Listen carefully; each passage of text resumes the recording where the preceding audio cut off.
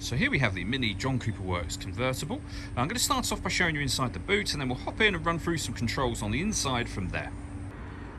As we approach the back of the car, you'll see that given the fact that it's a convertible, there's plenty of boot space in there actually, and you've got those 50-50 split folding rear seats, should you wish to increase this space even further as well. Okay, now that we're inside the car, we're going to start with the dials. On the left-hand side, we have the rev counter. We have the speedometer in the middle. Within that section, you can also see the total miles for the car, which are only 2,707. You can change information displayed above that by pressing a button on the end of the indicator stalk. For example, you can have a digital readout for the speedometer there if you wish to.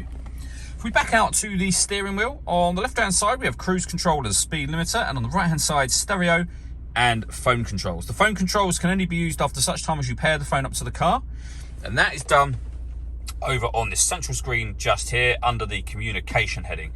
All the movement you see me making on the screen is all being done using this dial and the collection of buttons that surround it. So we can go back to the main menu from here. You can use the dial to access your music, for example, and you'll see there we have DAB, FM radio, Bluetooth audio, so you can stream your music wirelessly. We have a USB input as well. The main volume for the stereo is just here. Beneath that, we have the air conditioning for the car. So you can determine the direction of the air, the fan speed, the temperature. Air conditioning is on when that light shows. You can turn it off again, of course, with the same button.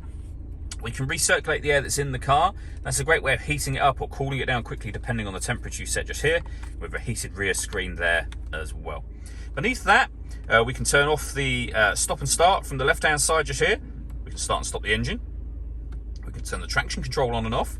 And this button changes the driving setup of the car. So you can put the vehicle into sport mode, mid mode, which is your everyday driving, and green mode as well.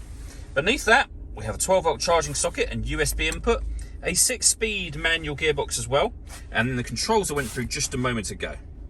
With regards to the roof, there's a button just up here. All we have to do is pull that button back, keep our finger on it, and the front section of the roof will open. It will stop like this as a kind of a large sunroof section really, but you can open it properly if you put your finger back on the button.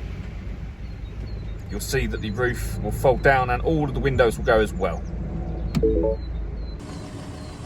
All that leaves me to say is thank you for taking the time to watch this video. If you'd like to come and see the car in person and have a test drive, please feel free to call any of our MJA sites. We'd love to hear from you soon.